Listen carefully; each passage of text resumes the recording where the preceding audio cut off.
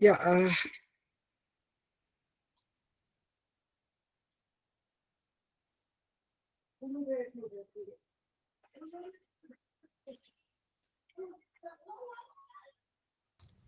Mr. Lavanya, Yes, hi, Dr. Vehra. Hi. you're audible now? Yes, you are very much audible. Right. So, without further delay, let us start because we are delayed by 1 minute. Sorry for the delay. Right. So, good afternoon, all of you, and good afternoon, everyone present here. I now request Dr. Renji George Ambaloro, the Vice President of the TAIS, to commence the proceedings. Good afternoon, all. We at the Applied Economic Society, TASE, are pleased to welcome each of you to this panel discussion on green transition, policy, and financing choices. This session features Mr. Labana Prakash Jena and Prasad Ashok Thakur as our esteemed speakers, and Professor Monica will moderate the discussion.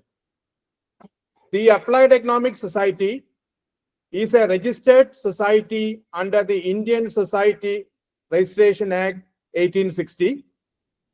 Its founders, core members, and life members are esteemed faculty members and research scholars from reputed academic institutions across India and globe.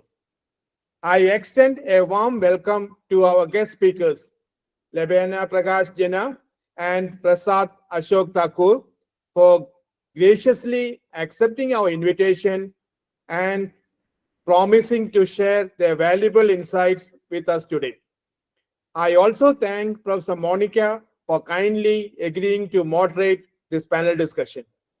Without wasting much of the time, I now invite Professor Monica to take over the floor and lead the discussion. Thank you so much, Dr. Renji. And I am Dr. Monica Chopra, and I am an associate professor of finance and accounting at IMI, International Management Institute, New Delhi. And today it's a pleasure and an honor to be a part of this discussion as a moderator. So the panel discussion, as we all know, titled Green Transition, Policy and Financing Choice, is a very apt topic which has been chosen by the society today. And as we know that the recent uprising of in the area of ESG has necessitated a green transition, which means a shift towards low carbon sustainable economy, so as to mitigate the impacts of climate change and environmental degradation. And of course, achieving this transition requires a combination of policy measures as well as innovative financing mechanism, which have to be aligned together to achieve the objective. So to speak in this area, today we have with us two experts who are going to discuss and elaborate on this topic, on various issues in this topic further. And without any delay, I'll first like to introduce the two speakers for our panel discussion today to all our audience. First, I'll like to introduce Mr. Lavanya Prakash Jaina. Lavanya is a sustainable finance expert. He is a regular columnist on climate and sustainable finance for prestigious platforms such as World Economic Forum, Financial Express, and Hindu Business Line. Additionally, he is a regular speaker on green finance and a trainer on sustainable finance for banks and financial institutions. Lavanya holds a master's degree in economics and is a research scholar at XLRI, Jamshedpur. He is also a CFA charter holder and an active volunteer with CFA Society India. We also have with us today Mr. Prasad Ashok Thakur. Mr. Prasad is a business leader and influences the interplay between technology, business, and policy in achieving global net zero targets. His thought leadership has been featured by multilateral agencies, global think tanks, and popular digital and print media. His interventions towards bridging the gap between ideas and execution have received several awards. He advocates the infusion of digitally smart attributes in climate solutions to accelerate global partnerships. He is a CIMO scholar and an alumnus of IIM Ahmedabad, IIT Bombay, and Alto University. Welcome, Lavanya and Prasad, to this discussion. So without taking much time, I like to begin with the first question which is related to the topic today. So as you both have always emphasized that, and your profiles also state the same, that you have worked in this area, which states that there is an interplay between technology, business, and policy in driving India's green transition.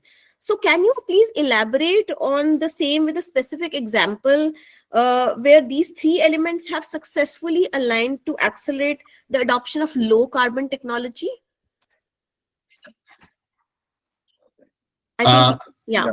Prasad, you can go forward first. Yeah. Yeah, thank you. Thanks a lot for having us here, and I'm really honored to be a part of this discussion. Lavanya, I think you had a point before, I answered that question. I just gathered that you wanted to say something. Yeah, thank you. And nice to be here and honored to be a part of TIES. And thanks, Dr. Behera and Dr. NG to invite us. Thanks, Monica, for moderating this session.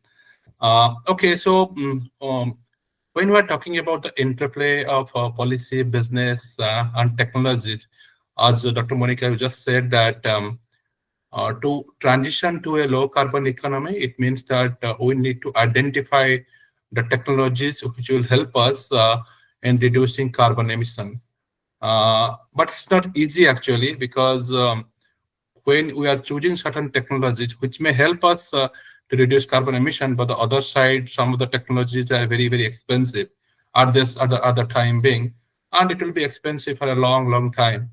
At the same time, our entire economy is based on certain energy infrastructure. It is not easy to change so quickly.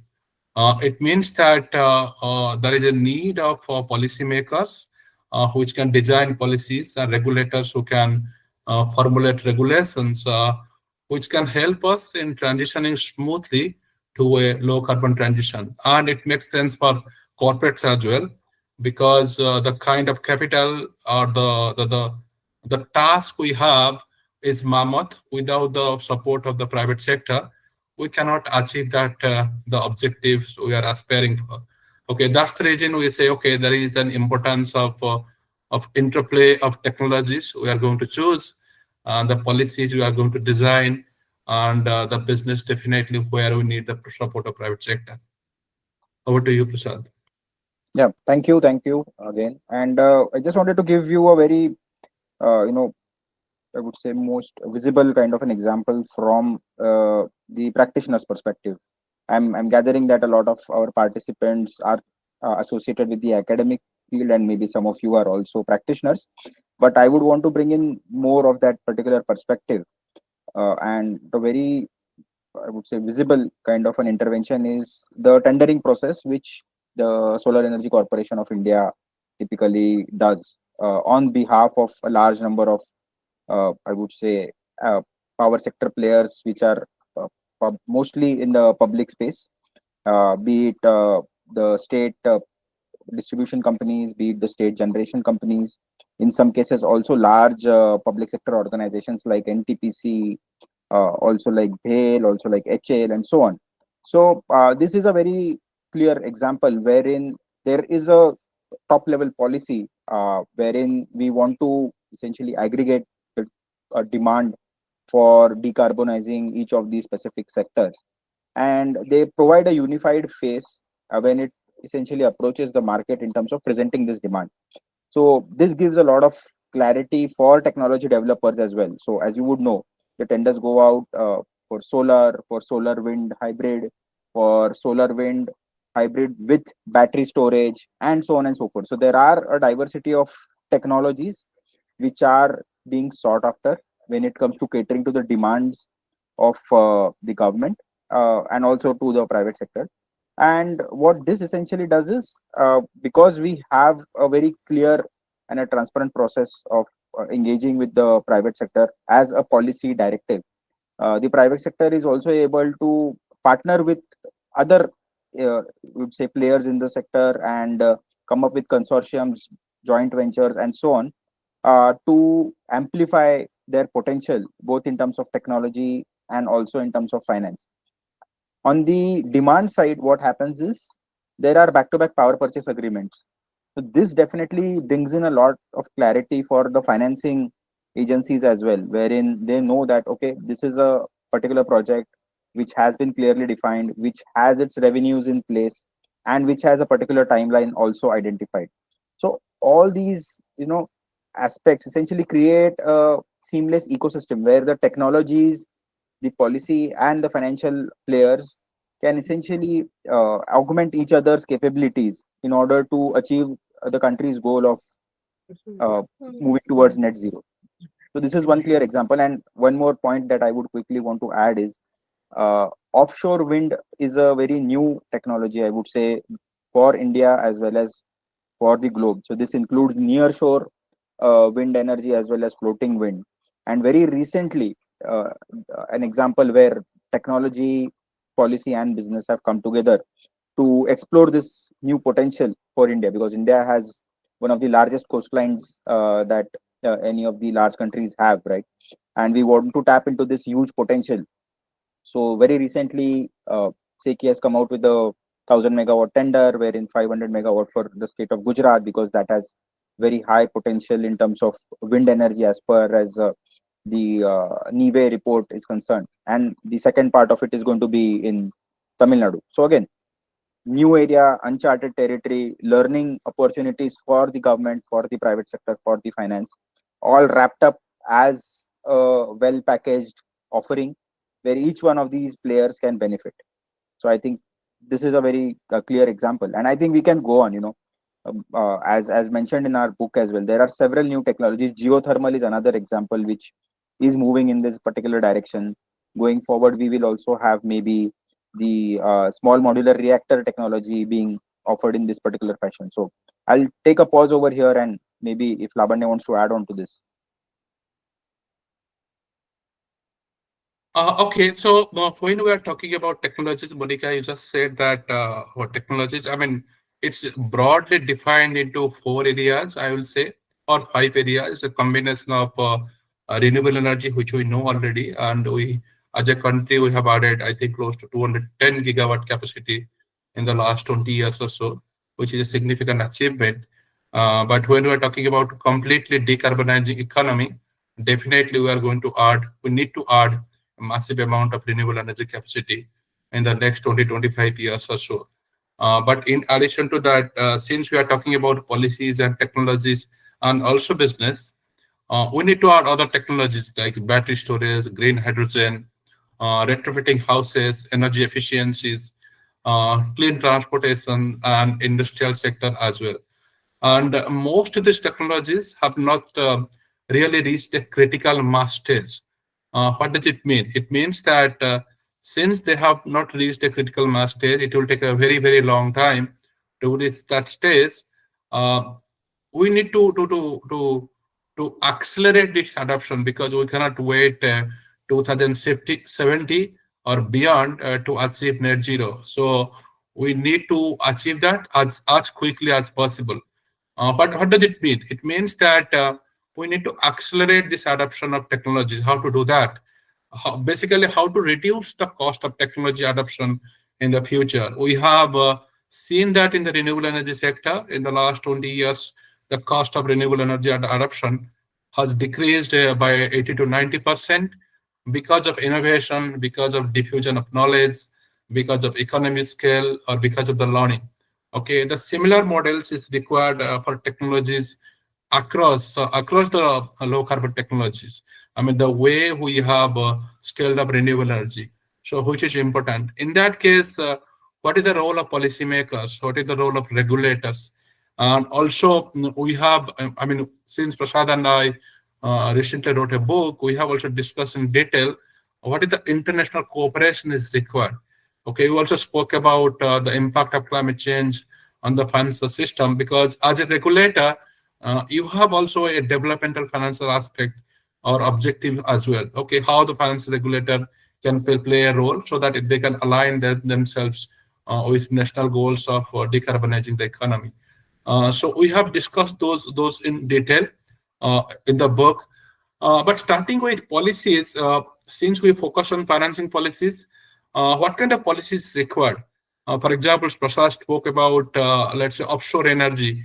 So whether you need subsidies or grant, particularly subsidies and grant is required for those technologies which are at an early stage, or it will take a long time to really commercially viable. Okay, some of the technology you just need concessional capital. Okay, from development financial institutions like renewable energy was using concessional capital for many years, particularly from IREDA here in India, as well as from international financial institutions. Now this kind of technology can easily attract commercial capital. They really don't need so much of concessional capital.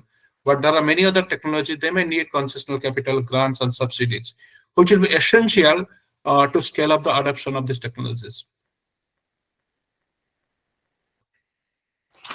I think that has been well explained with some examples by Prasad and Lavanya both. And as you all said that, both policy, financing, and technology, there is an interplay between them.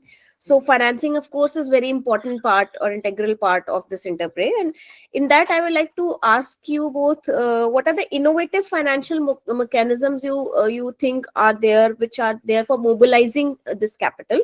And what do you see as the most promising financial instrument or model that corporations can adopt to support this green transition in India?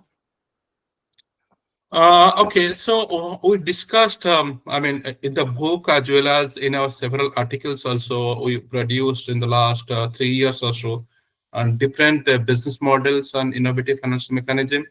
For example, we spoke about, let's say, in the case of, I mean, since when we are talking about transitioning to a low carbon economy, still we are relying on coal. Okay, and we rely on coal for a significant number of years, I think till 2050 or so. Okay, but at the same time, we need renewable energy. One of the critical part of renewable energy, let's say, is that they are, I mean, particularly here in India, they most rely on commercial banks or foreign investors for their debt financing needs. For example, if they rely on debt financing or if they rely on commercial banks, I am not sure that commercial banks are designed, let's say, to provide commercial capital or debt capital for a long period of time, because the asset life of a renewable energy company is 20-25 years, and they need debt financing of 20-25 years or so. Within that context, who would be the right supplier of capital? It's not debt, it's not commercial banks, because they will face asset liability mismatch. Okay, it's a challenge because many times we have seen that there are committees which have asked commercial banks not to provide a massive amount of long-term financing. But here we are talking about low carbon technologies which need debt capital for a long period of time. So what is the opportunity? The opportunity is that renewable energy company, they need to go to the capital market. The question is that when they go to the capital market, what is the credit rating of these companies? Okay, most of these renewable energy projects or businesses is in the range of single A or double A or so. Okay, and unfortunately, our institutional investors, mutual funds, pension fund, even if insurance companies, they don't like to invest any bonds whose rating is less than double A or so. So it's finding difficult actually to raise capital from these really long-term institutional investors. So can you use, for example, certain credit enhancement products which can help these renewable energy companies? They can raise long-term debt financing from institutional investors without compromising the rating. Okay, if you provide some credit enhancement, that will help these bonds. They can move a notch or two from single A or triple B to double A or triple A. So once they reach that credit rating, it will be easier for them to raise capital from institutional investors. The similar kind of products are currently available from, for example, institutions like ADB. They are offering this kind of products. But the issue is that the guarantee fee is very high, which doesn't make sense. Since we were talking about decarbonizing the economy, which is really a public good. Okay, when it is a public good, you need public finance support, which can reduce this guarantee fee. That will help these companies to move away. So that's fun. That's one of the financial mechanism we discussed. Prasad, you would like to add more? Then I'll come back.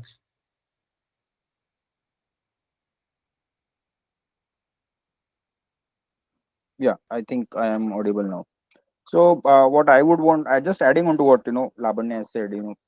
Every sector and every end use application will have its own financial models that will work for it. So coming again from a practitioner's perspective, what will work for the chemical industry may not necessarily work for, say, the infrastructure segment, and may not necessarily work for decarbonizing the IT/technology sector. So for each of these industries or sectors, it has to be a customized, calibrated approach. And as Labanya rightly mentioned, credit ratings, the viability of the project, and other political risks, and the location and the associated risks associated with any of the project can impact what kind of financing model is acceptable to agencies. So one of the examples that we have put out is wherein uh, multilateral agencies can play an important role, and we have also proposed in a couple of chapters in our book, wherein the capital that is available with multilateral agencies can be more efficiently deployed across a variety of projects, across locations, across times. And one of the ways, I would say, there are multiple ways in which this can be achieved, but one of the ways we feel this can be done is by only supporting or underwriting the interest component of any loan or debt that a multilateral agency may facilitate or participate in. So what that essentially does is, say, for example, earlier a multilateral agency finds a project very, very promising. It has an option of essentially only investing in this particular project through a debt instrument, say, for example. And then other private sector agencies or financial sector players can participate in order to fill up the remaining gap, and governments can also come in for the viability gap. But if we take a new approach wherein the credit enhancing element of this particular intervention from the multilateral agencies is only about promising the underwrite of the interest component, say, of this particular debt that they may want to extend, what this essentially does is it frees up a lot of capital for these multilateral agencies to invest across projects which can be related to different technologies in different countries. And it also avoids crowding out of private capital. It gives the private capital to exercise its full imagination and creativity in terms of participating in new energy projects, while simultaneously assuring that the creditworthiness of a particular project or the viability of a project is established because of the mere participation of multilateral agencies. So this is one of the things that we thought could be practiced. The other is, we also feel that in certain key technology development areas where a lot of patient capital is required, and also there is an appetite for some element of risk, then family funds of high net worth individuals can also be something which can be tapped into. There can be specific difference of I would say a differential payout kind of a system, wherein, say, for example, a particular uh, uh, product or energy generated from a particular source is essentially fetching, say, rate X in the market, but there is still a viability gap funding of, say, a delta of Y, then only that particular delta can be financed uh, from different financial agencies, or from multilateral agencies, or from these family funds, so to say. So these are some of the I would say approaches we can take based on the viability of the project, the configuration of the project. And I think Labanya and me were also discussing if there can be a agency which can be put in place on the lines which is similar to the NIF, which is the National Infrastructure Investment Fund, which essentially acts at a national level to absorb finances from pension funds, from sovereign wealth funds, and so on and so forth, which can then be targeted and channelized into promising new energy or decarbonization projects. So these are all different models or financing sources that we can tap into based on the configuration of the project. Lavanya, over to you. No, there are many more. Okay, one of the critical technologies, or I will say the usefulness in the housing sector, we discussed that in our book, also in several articles. Housing as a sector directly or indirectly contributing close to 70 to 80 to 27 to 28% of energy consumption or GHG consumption. When we're talking about housing, it is a combination of electricity consumption. They are consuming 17 to 18% of total electricity. In addition to that, when you build a house, it is also contributing to GHG emission because you are going to use steel, cement, bricks. Okay, all these are contributing. The issue is that why households are not building greenhouses. Okay, when I'm talking about greenhouses, it is a combination of using green steel or low carbon intensive cements or low carbon intensive bricks, as well as the households also, they will start using energy efficient appliances. In addition to that, setting up a rooftop solar system as well. Okay, so when we are combining all this capital expenditure, it is very expensive for a household to spend money to invest money in a new house. So they need to go to a commercial bank. Many times the commercial banks will deny loan because the loan to value will increase. So unfortunately, in our country, there is no green premium in the sense that the market is not giving a premium to a houses which is less energy efficient. Okay, because for example, if you are building a house, okay, even if it is energy efficient, nobody will pay you a premium. Okay, that's a challenge. It means that the 80 to 90% of loan to value will still be intact based on the circle rate in that particular area. So the mechanism could be only the energy efficient part of that particular houses can it be funded by any development financial institution. When I'm talking about development financial institutions, can they provide subordinate capital? Okay, once they pay subordinate capital, the commercial banks will be a senior debt holder in the capital structure. Okay, they will be more than happy to provide as much as capital possible. The reason is that they are not taking the risk of paying additional loan which is required for that particular green homes. That risk is taken care by a development financial institutions which has an objective to reduce carbon emission. And we understand that since it is an energy efficient house, there is a definitely the house owner will reduce its energy cost over the lifetime of the house, which can be used to pay back the subordinate debt, okay, which are coming from the development financial institution. That's one other financial mechanism we also discussed in the book. Lavanya, would you also want to quickly, elaborate on this cement cess in one of the articles that we mentioned, because it pertains to finance and how to utilize the finance when it comes to decarbonization technologies? Okay, so when we are talking about cement or steel, I mean, I'm not an engineer. Prasad will discuss the engineering part in detail. The question is that one is that, I mean, India is one of the largest steel exporter.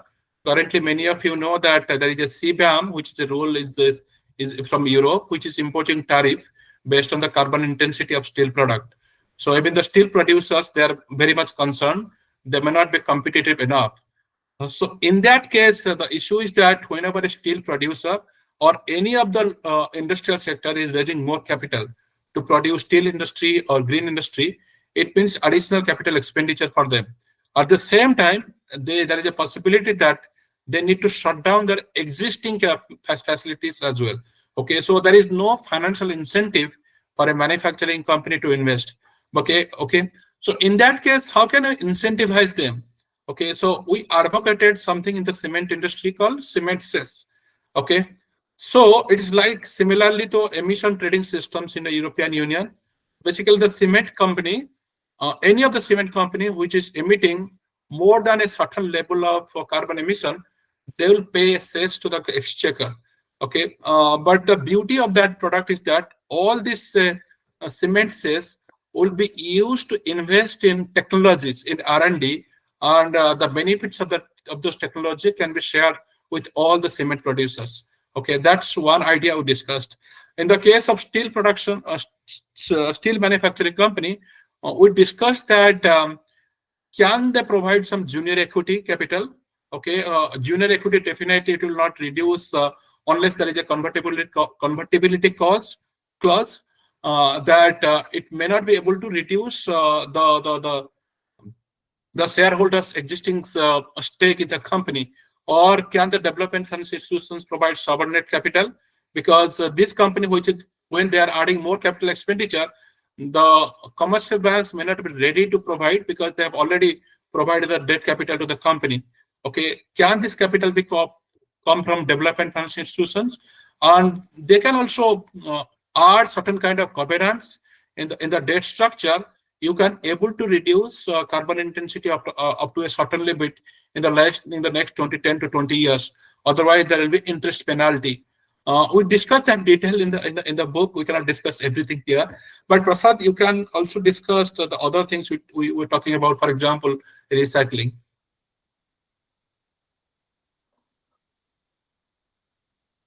Hello.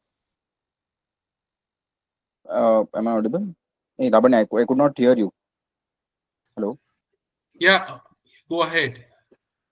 No, I couldn't hear some of the things that you Couldn't said. hear Hello. the question, Lavanya. No, I said that you can discuss the recycling part also. So that's also important component in the case of Okay. steel Very and cement. quickly before we move on to the new question. So what we were also exploring is, when it comes to new technologies like solar and wind and batteries and so on, there is a lot of precious metals which get into it, right? These are technologies which promise currently in the market a shelf life of around 40 years, right? 30 to 40 years in some cases. However, there has to be work in terms of what will be the end use, or after its useful life, what is it that you're going to do with such technology. So there are currently models being discussed with financial institutions wherein precious metals are not purchased by these manufacturing companies but are leased for the particular period from the original manufacturers of all these minerals and materials. So again, these are very new and innovative kind of models which essentially can help in achieving viability for new technologies, and which can also promote the end of life utility of some of these new products that are coming out in the market. So maybe I'll pause here before we move on to the new question, and then we can revisit this later on. Yeah, thank you.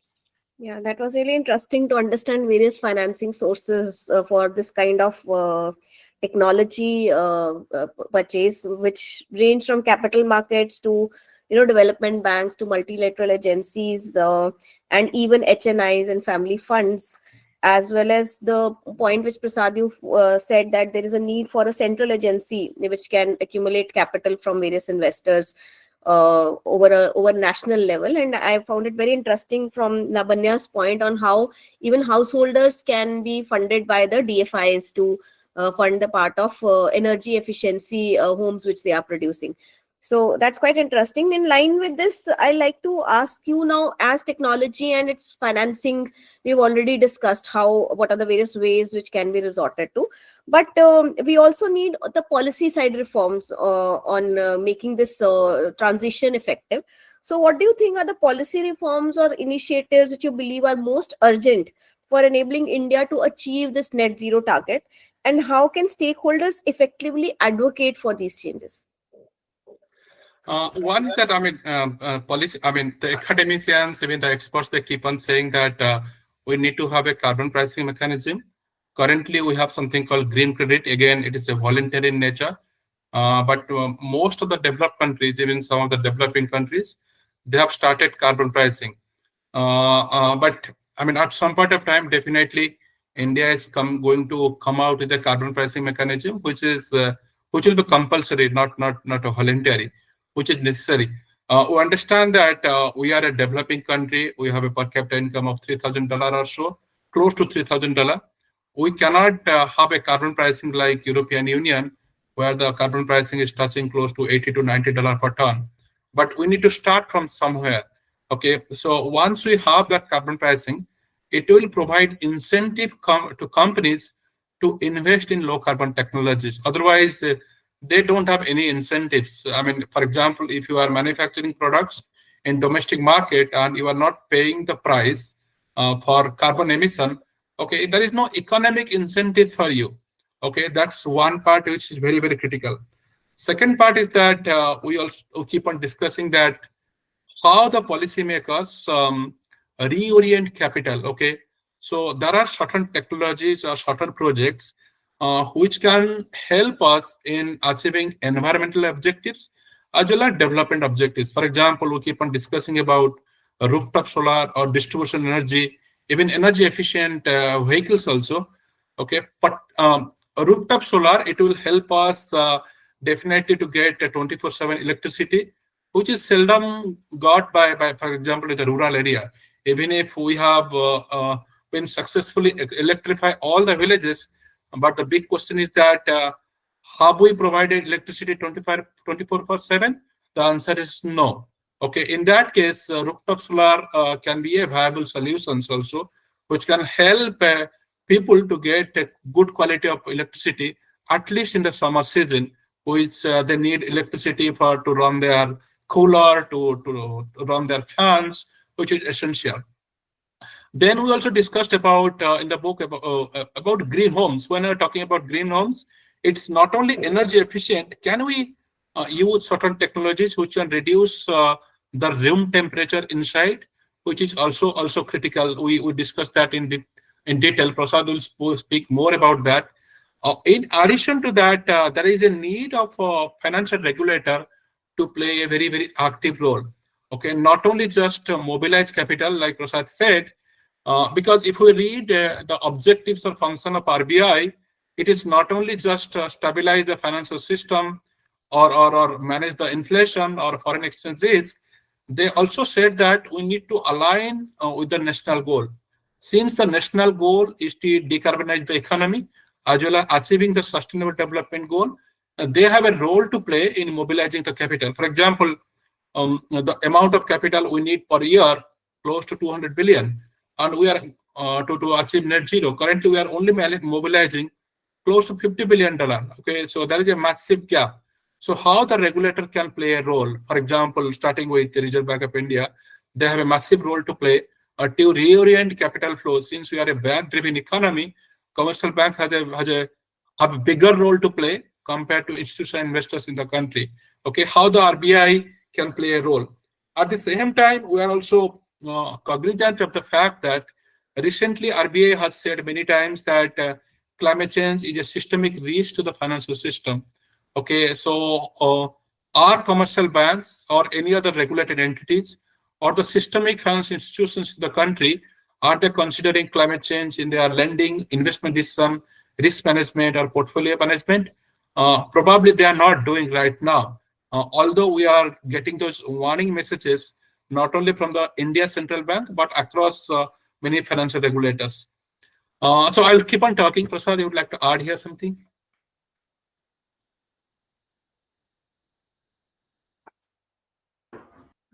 Yeah, Prasad, you would like to add to what Lavanya said?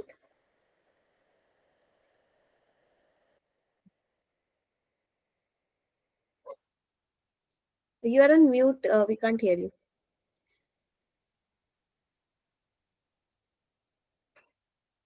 Prasad? I think he's not able to hear us, Lavanya.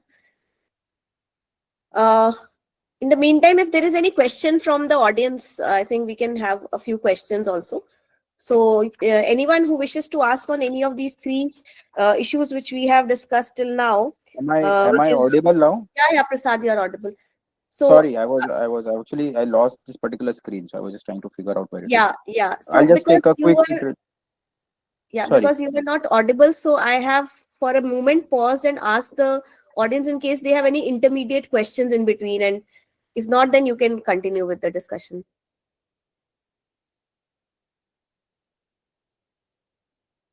Or we can take up your views and then we can come back to the questioning again. Yeah, Prasad, you can please continue. Yeah, definitely. What I would want to emphasize on the policy front, because this question particularly deals with this topic, and coming more from the practitioner's perspective, I would say a major policy reform or refresh is required when it comes to making available land for new energy projects. And this is purely from what we experience on the ground as practitioners. So there are a multitude of I would say uh, agencies which deal with this particular matter of land revenue, right? So there are different kinds of charges that are levied when somebody aims to lease a particular piece of land for renewable energy projects. And I think it will just simply help to simplify all those uh, revenue codes, or I would say laws, that vary from one state to the other in a country like India. So that is something which I would say really is a near term objective that the government should try and hit very quickly, because I think what they can simply do is uh, uh, look at the best practices across states and try and support the states to offer the maximum possible, I would say, flexibility and incentives to the developers in order to use the land to its highest potential when it comes to renewable energy generation. The second point that I would want to highlight is facilitation of transmission facilities across the different country, the projects in the country. So, for example, if I consider the western part of India, which is typically considered better when it comes to deployment of solar energy, you typically will not find transmission infrastructure which will carry that renewable energy to the consumption centers.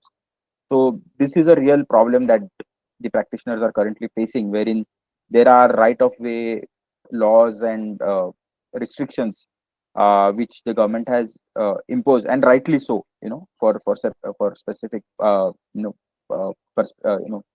objectives that the government has. But again, it will help a lot if there is a single window clearance that is opened up for infrastructure projects in support of decarbonization across the country, so that green energy that is produced, say, in Gujarat can be quickly moved across the country to a state like Assam or Tripura, without there being complications of interstate transmission and charges which are levied because of this. The third element when we touch upon policy is about, again, coming to this particular element of interstate coordination, because electricity and land happen to be a subject where the state has a lot of say, and they always uh, are not equally aligned with achieving the targets that the government of India has set and committed to the external world. So on the softer element of improving coordination across states for decarbonization efforts, both me and Labanya have written a particular chapter in this particular book, wherein we propose a mechanism where different states can come together, just as the way we have the conference of parties at the global level, where national leaders and business leaders come and discuss ways of decarbonizing the world in different ways. State governments and local governments, along with private sector, can congregate, say, once in a year, uh, and discuss issues and policy interventions that can be rolled out in the short term, in the medium term, and at a strategic long term level, so that we, in some ways, realize the potential that the country has when it comes to deployment of clean and carbonization interventions. So I think these are the 2 or 3 quick wins that we can focus on when we are emphasizing the role of policy in decarbonization of the country is concerned. So I think, as we have discussed about three major issues, which is the technology in business policy and the policy making interplay, as well as the financial mechanism and the policy reform initiatives which can be taken for transitioning towards net zero or green transition. I'd like to take a pause and ask the audience, in case they have any questions, they can please feel free to put forward the same. You can unmute yourself and ask the question, or in case you wish to put it in the chat, you can do so and I can ask it to the speakers.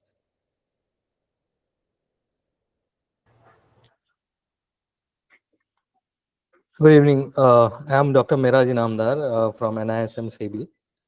So very apt and very insightful session. Thank you both the speaker Lavan and Professor Thakur. My question is related to transition finance. Because when we are saying net zero and achieving till the 2070, so various group has said that we need a 30 trillion dollar. With some says that we need a 20 trillion. Some say 1 trillion. But if you see RBI, still RBI has given just a one discussion paper related to climate risk. They have not said this transition financing is a priority lending in that area. So what is your take on this? Why the RBI is not very pro, just has issued one discussion paper related to it? Okay. Definitely, RBI will say what the government of India say. Although we keep on arguing that RBI is an autonomous institution, but as a central bank, what they are doing, although we understand that banking regulation, monetary policy, but there is something called moral suasion. Okay, so one of the powerful tools any central bank uses all the time. That is what RBI is currently doing, coming out with guidelines. Although those guidelines are not mandatory, coming out with discussion papers on several times. The deputy governor is also saying that climate change is a risk. Even they said that in the last monetary policy, climate change is a risk to the monetary policy to achieve the objectives of the monetary policy. They keep on saying that. The problem is that whether commercial banks are ready to do that, that's a bigger question. So 2-3 years back, they conducted a survey among both public sector banks and private sector banks, and they found out that most of the commercial banks, particularly public sector banks, are not ready to incorporate climate change in their lending decision, in their risk management, or their entire portfolio. Even the board of directors of public sector banks are not really aware what is climate change. But I think that in the last 2 to 3 years, it is going to be changed. Okay. Number two is that when we are talking about priority sector lending, it is 40%. There will be definitely political protest if you park more money only for renewable energy or any other low carbon technologies. Okay, so there is a lot of advocacy currently that can you create additional 5% only for low carbon technologies? It could be renewable energy, it could be low carbon transportation. But RBI, I think they are more cognizant. Okay, there could be a political protest. And our economy also need capital for other things to grow our economy as well. It's not only climate change. That could be another reason. Number three is that they are still waiting to create a data infrastructure which is required. Okay, so you might have noticed that several commercial banks, they have recently created a division called ESG or climate finance, including State Bank of India, including Union Bank of India. They have created. It means that they have added capacity to assess climate change in their risk management division. And thirdly, I think last month, RBI created something called super data infrastructure, simply to understand the physical risk part of climate change, and which can be useful for all the regulated entities of RBI. Once the commercial banks are ready and financial institutions are ready, I believe they will come out that, okay, it will be mandatory for at least large commercial banks, not all the commercial banks, because they can understand that it may be possible for large commercial banks to follow. For example, RBI keeps on saying you follow TCFD guideline, which is nowadays called IFRS S2 related to climate change. But I believe that there are some commercial banks, at least large commercial banks, they will be asked to follow the TCFD guideline or IFRS S2 guideline in the future once they are ready. I know that from private sources, they have hired analytical companies which are going to help them to identify physical risk and transition risk related to climate change.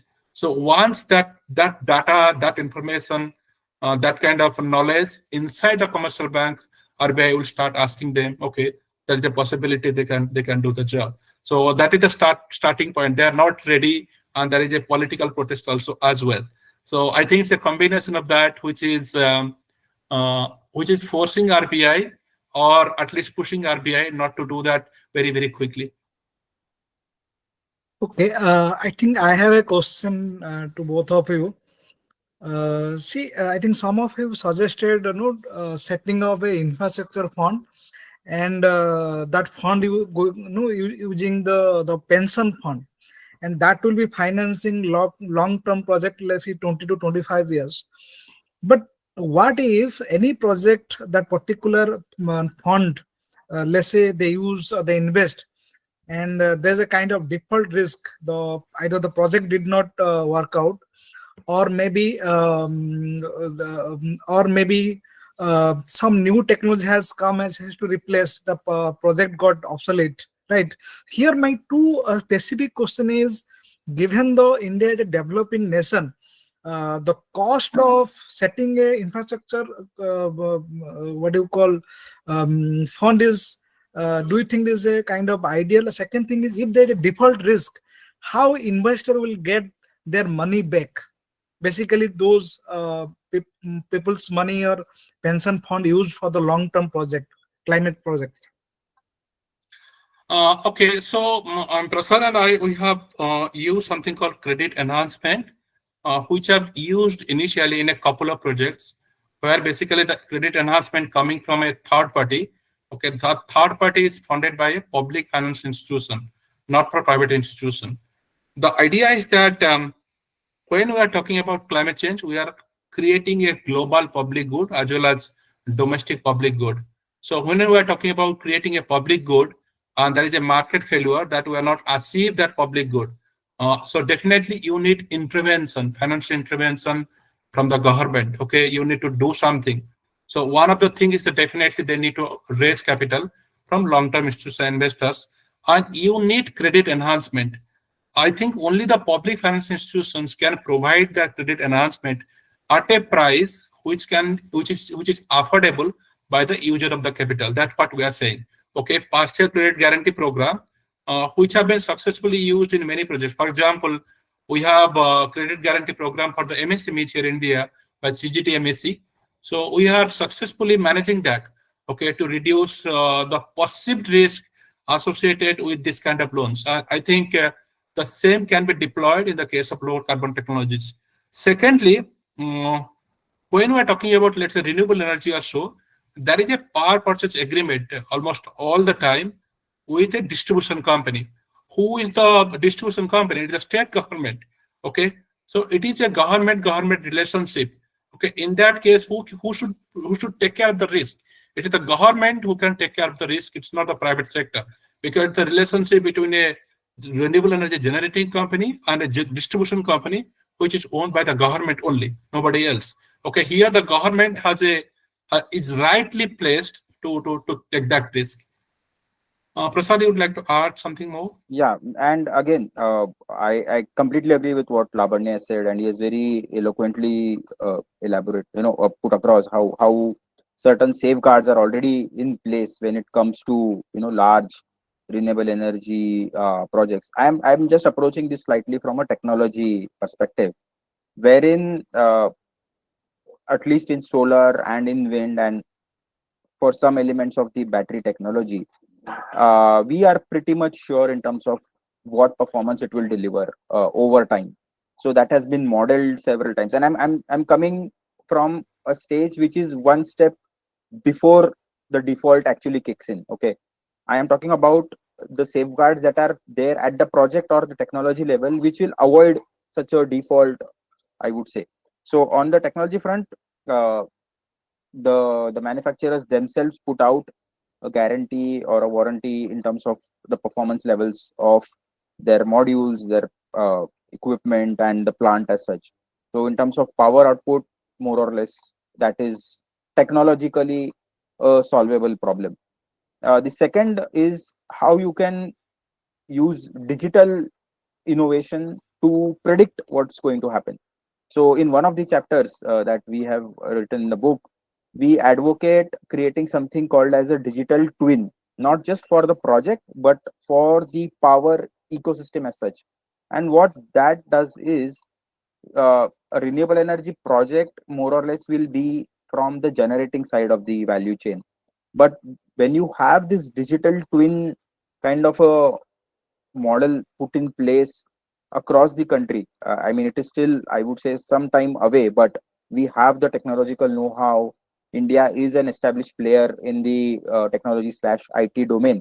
And when we can marry these two objectives of being a technology/IT leader in the world, as well as our ambition to decarbonize our economy as soon as possible, when both these objectives converge, there can be a large scale deployment of the digital twin model, which can in real time give you analytics about what is the demand, at what price, and who is purchasing it. How can you rechannel the flow of energy from location A to location B, project A to project B, and so on and so forth. So essentially, it will be a smart grid in the real sense. Add to it that, all our appliances, the mobility domain, all of it is becoming technologically smart. They can talk to each other, so to say, when it comes to power consumption, power optimization, and so on. So what this digital twin model advocates or allows is, it gives you complete visibility from the generation side as well as from the demand side. And this essentially makes the project, I would say, more viable in terms of how you are structuring it. And that decision essentially feeds into the financial allocation that happens from, say, a bank, or from pension funds, or from this sovereign wealth funds, and so on and so forth. So what I would say is, definitely the measures elaborated by Lavanya are in place and they are going to be improved. But on the technology front also, it is essentially opening up the project to the investors in terms of what it offers, and the investors can themselves be smart, and they can choose to invest in certain elements of the project and stay away from certain elements of the project. So the overall probability of default itself is going down. That is what I would want to put across. Yeah, so I think in the interest of time, we will have to stop the discussion here. And thank you so much, Lavanya and Prasad, today for such an insightful talk on various aspects. And I think the audience should feel free to connect with you later also. And of course, your book is there to solve many of these queries. I will now request Dr. Renji to commence the further proceedings. Thank you, Monica. I now request Chinmay Behra, Secretary of the Society, to deliver the vote of thanks. Right. Thanks, Dr. Renji. On behalf of the Applied Economics Society, it is my privilege to deliver the vote of thanks today's panel discussion on green transition, policy and financing choice. First and foremost, I extend my heartfelt gratitude to our esteemed speakers, Mr. Lavanya Prasad Jena and Mr. Prasad Ashok Thakur, for their thought-provoking insight and valuable contribution to the discussion. I sincerely thank Professor Monica for skillfully moderating the session. A special thanks to our Vice President, Dr. Renji, for seamlessly coordinating today's event. I'd also like to express my appreciation to Dr. Harinder Kumar Behra, President of TIES, for his support. Last but not the least, I thank all the participants for your active involvement in making this event successful. Thanks once again, and take care. Bye. Thank you. Thank you, everybody. Thank you. Nice to. Thank you. Thank you. Thank you so Thank much. you. Thank you. Thank you.